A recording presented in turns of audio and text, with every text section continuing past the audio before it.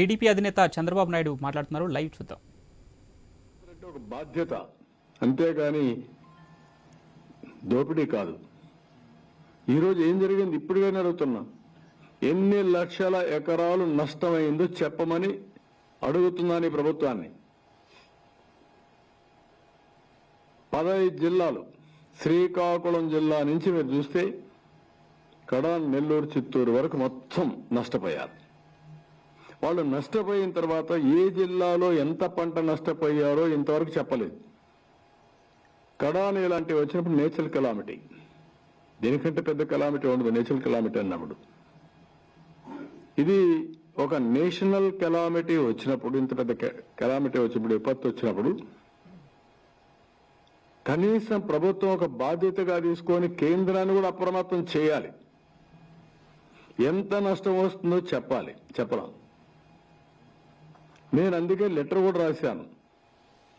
దీన్ని జాతీయ విపత్తుగా డిక్లేర్ చేయండి, మీరు కూడా సహకరించండి. ఎక్కడ లేని నష్టం జరిగింది అని చాలా స్పష్టంగా నేను అడిగాను. ఇప్పటికి మీరు చూస్తే నిన్న నాకు ఆశ్చర్యం వేస్తుంది. ఎంత బాధితారాహిత్యం అంటే, చేతగాంతనం అంటే, వీళ్ళు ఇచ్చింది 3,711 కోట్ల రూపాయల నష్టం అని ఇస్తారు. బ్రేకప్ లేవు, పాడు లేవు. దాంట్లో 2,640 కోట్లు R&B రోడ్లకే, ఒక 703 కోట్లు పంట నష్టానికి ఇస్తారు. 703 కోట్ల రూపాయలు పంట నష్టమని నువ్వు చెప్పితే నీకు ఎంత వస్తుంది? 100 కోట్లు, ఒక 50 కోట్లు ఇస్తారు. అది కూడా ఇవ్వకపోవచ్చు. ఎందుకంటే మనకు స్టేట్ కెలామిటీ ఫండ్ ఉంది, రాష్ట్ర విపత్తు ఫండ్ ఉంది, దాంట్లో డబ్బులు ఉంటుంది. ఇది బిగినింగ్. ఆ డబ్బుల్లో మనం ఖర్చు పెట్టాలి. ఖర్చు పెట్టి కానప్పుడు ఇది కూడా సప్లిమెంట్ చేస్తారు. ఇది నేషనల్ కెలామిటీ ఫండ్ పెట్టుకుంటారు. ఆ నేషనల్ లెవెల్లో ఉండేది మళ్ళీ ప్రధానమంత్రి చైర్మన్, హోమ్ మినిస్టర్ డిపార్ట్మెంట్ వాళ్ళు చేసి ఇస్తారు. మీరు అడగడమే, అసలు అడగకుండా 26 లక్షల ఎకరాలు పంటే వేయలేదని మీరు పెట్టారు. కరువు. ఆ కరువుకు ₹1 అడిగారా ఇప్పటికి? మీరు కేంద్రానికి ఒక రిపోర్ట్ పంపించారా మీరు? అంటే 4.5 సంవత్సరాలు అయిన తర్వాత ఈ ముఖ్యమంత్రి కరువు వస్తే ఏం చేయాలి అని తెలియదు, తుఫాను వస్తే ఏం చేయాలో తెలియదు. మీరు చూడండి, హరికేన్ తుఫాన్ వచ్చింది ఈస్ట్ గోదావరి, వెస్ట్ గోదావరి. నేను ముఖ్యమంత్రిగా ఉన్నప్పుడు ఆ రోజు దేవేగౌడ వచ్చాడు ప్రధానమంత్రిగా. వచ్చి సర్వే చేసిన తర్వాత వెళ్ళి మళ్ళా నేషనల్ కెలామిటీ ఫండ్ నుంచి మనకు డబ్బులు ఇచ్చారు. ఉద్హుత్ తుఫాన్ వచ్చింది, నరేంద్ర మోడీ గారు వచ్చారు. ఎన్నో రోజు వచ్చారు? 2వ రోజు, 3వ రోజు వచ్చారు, సెకండ్ డే.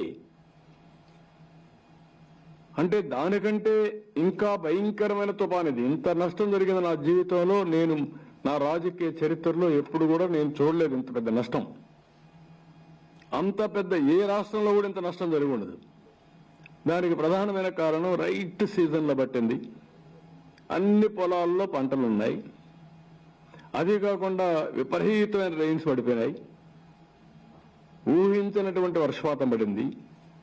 దానికి తగినట్టు వ్యవస్థలన్నీ నాశనం చేశారు కాబట్టి ఎక్కడికక్కడ నీళ్లన్నీ పొలాల్లోకి వెళ్ళిపోయినాయి. మొత్తం సర్వనాశనం అయిపోయే పరిస్థితికి వచ్చింది. కనీసం కొనే నాదుడు లేకుండా అవస్థపడుతున్నారు. వీళ్ళు ఏమీ చేయని పరిస్థితి వస్తున్నారు. అంటే ఇంకొక పక్కన ఎంత ఇస్తారు ఏ పంటకు? బీమా లేకుండా చేశాడు. ఇది ఇంకొక పెద్ద ప్రమాదమైన పరిస్థితి. ఒక వ్యక్తి యొక్క అహంకారం, ఒక వ్యక్తి యొక్క చేతగాంతనం. ఎన్నో సంవత్సరాలుగా మన వ్యవస్థలన్నీ కూడా స్ట్రీమ్లైన్ చేశాం. రైతుకు పంట నష్టమైనప్పుడు పంట బీమాని చాలా ముఖ్యం. ఆ పంట బీమా రైతే పెట్టుకోమంటే పెట్టుకోలేడు కాబట్టి over period of time establish చేసింది. కేంద్రం, రాష్ట్రం, ఫార్మర్ ముగ్గురు కలిసి ఇన్సూరెన్స్ ప్రీమియం కడతాం.